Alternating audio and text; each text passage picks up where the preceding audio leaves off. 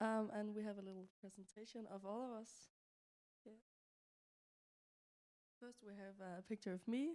My name is Emily, and I'm 19 years old. The next one is Malte, and he is also 19 years old. And then we have Sine, and she is also 19 years old. And here we have Martin, and he is also 19 years old. And at last, we have Laura, and she's also 19 years old. Yes. So we have a little presentation about homelessness. Yes.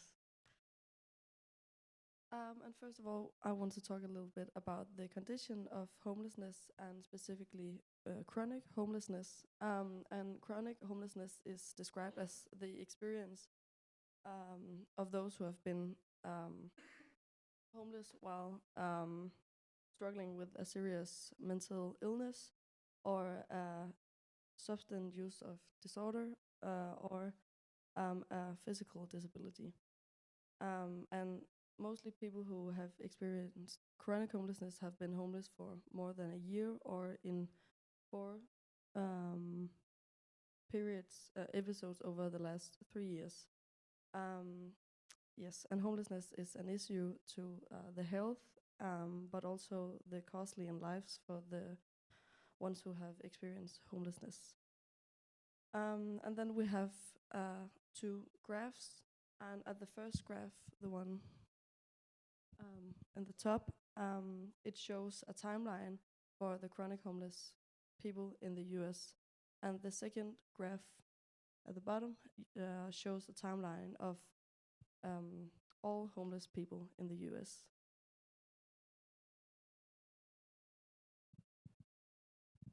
Yes, and the resident we talked to was James, better known as Mississippi. And he was born in St. Louis, but growing up, he grew up in Mississippi. And growing up, he didn't have like a father figure. So it was just him and his mom. So there was like a lack of discipline and structure in his life. So he was like the class clown in school, but he did good. He did just enough to get through, so that wasn't a problem. And he has a son. He's 6 years old, and he lived with James' sister.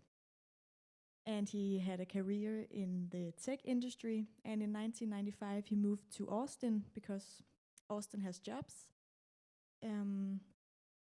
But he left his fiancée, so he was homeless for over a year before he got in contact with and moved into the Community First Village, which means everything to him today. Yeah. Our project. Our project. Yeah, we made a mood board before we made the house. First, we have our company name, Comfy Dog Interiors, and our company logo. We came to the idea through our own lives and experiences. Then we have our resident, James Honda, who we interviewed in the Community First Village. We have chosen the colors blue, white, and green for the house, and a beanbag because James loves a comfy place to sit when he sees football. That means we also have chosen football players. Then we got a cap because James likes caps. We got a community because it's important for people to come in a good community when they were lived in and homeless. It's also important to have a mini fridge for all the food in the house and important with a bed so the person can sleep well and safe. James like tech industry, and we got a plant that makes life inside and outside. In the end, we got the Mississippi,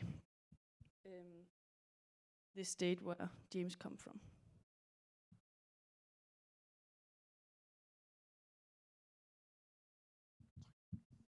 So now we move on to the general design, also called the pinup.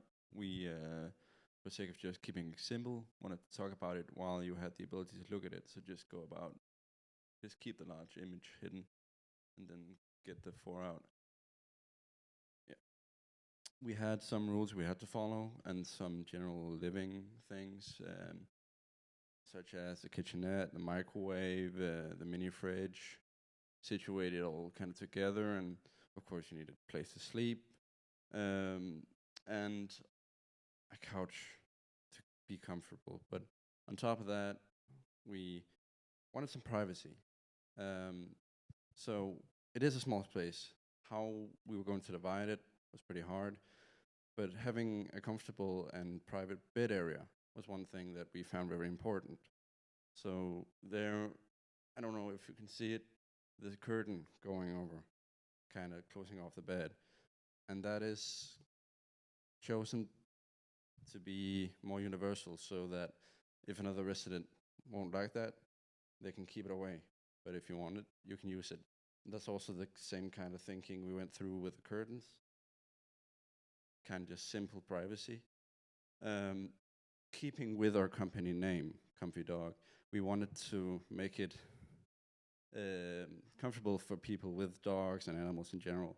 So you will find a small dog bed here, and by coincidence, the length of this space where we placed our bed is way taller than the average human being, making it very, very convenient to have space for an animal, a dog or cat or something, if you wanted to sleep with the animal, as some people like to do for comfort. I think we will answer some questions afterwards if there are any with the design. Yeah, then we got the exterior design. We put the colors from our mood board into our house, the white, blue, and green. On the porch, you can see we have these 2 walls set up, plant walls, which is chosen to give this form of privacy when you're on your porch, so you can be outside and still have some form of privacy. At the same time, you can see that it's possible for the resident to take out this sofa outside and put it in a more open space at the same time, so it is possible for the person to still be open to the community. Yeah, so the overall design of the community, first village. Overall, we wanted to keep the same basic layout design of the houses, how the porches are towards each other, how each house design are all in the same area, and how the neighborhood families are made.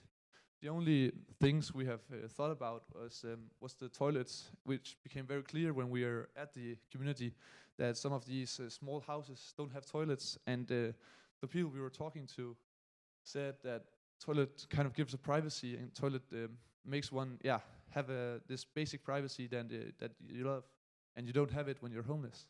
But of course we get that it's not cheap to make a toilet for every small house, and so we haven't put it into the design of the house.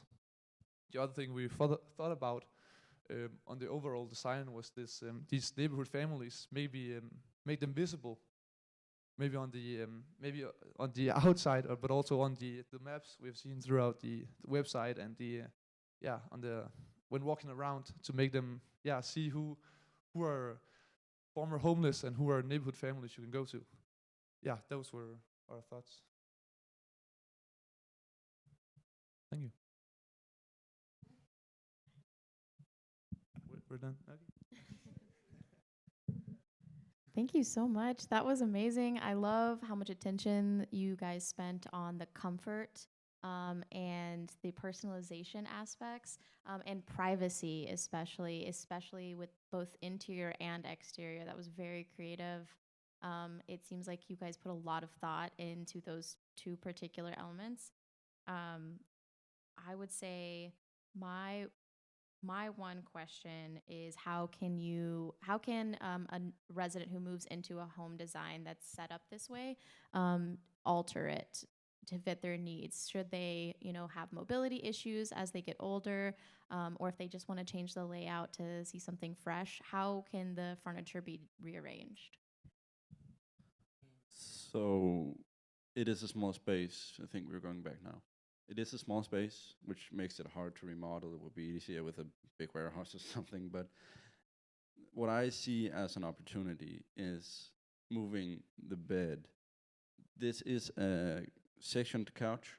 It could be moved so that you wouldn't have as big of a couch, but you could take the main section here, putting it up there would give your couch in there. If you just wanted in general more space, you could argue that maybe you could find some kind of furniture that was both a couch and a bed that would give you a bunch of space over here. But besides from that, there are some things that are wired in, talking about electricity kind of centered around here, making it easier. If you're going to do a 12-volt water system, it's all kind of right here, making it easier. So that would be hard to move. But the other things are kind of just moving that around. Thank you. I'm wondering if you can tell me a little bit more about the storage for clothes or other things, and maybe are there storage that's hidden here that I'm not even seeing? Is there something that, you wish you could say about storage? I don't know how much is hidden. There's a lot to look at, so maybe you didn't look at it at first. We have some space in the closet that is not shelved to be able to space maybe some boxes or something. If kind of moving in at first, you're used to having things in bags or boxes, or just in general needing to have something big when you move in and find something you want to store. And then you have a clothing rack, but also a bunch of shelves. You do also have some closed cupboards under the TV. That is kind of the main storage. But if you're going to talk about the ability to have some fruit or something, that could be in the fridge, but also just general kitchenware and stuff could be in the kitchenette area. I don't know if that what you're looking for. I do really appreciate the multi-use storage with the cupboards. It looks like you can use it as a TV console to store clothing, but you could also use it as an extension of your kitchen. So that was very cool.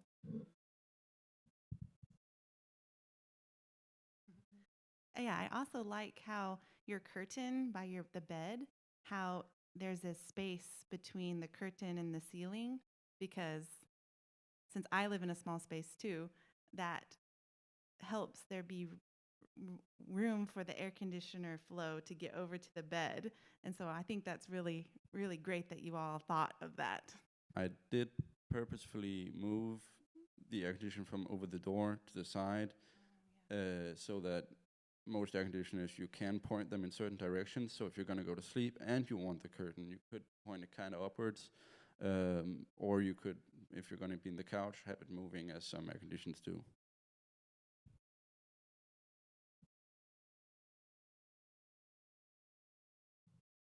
Great. I just have one more question for all of you guys. What is the most transformational thing that you learned in the interviews you had with our neighbors? I think that when we first met James, he just looked like a more normal man, but when we heard his backstory and this part of him that said he was a class clown, and maybe some of us could see that in some people, being a class clown, and it doesn't necessarily come from him himself, but because of how he was raised and how he didn't have this father figure that maybe us Danish all have in our normal lives, and it's kind of touching to get that he's not just a normal man. He has this deep background that has made him the man he is today.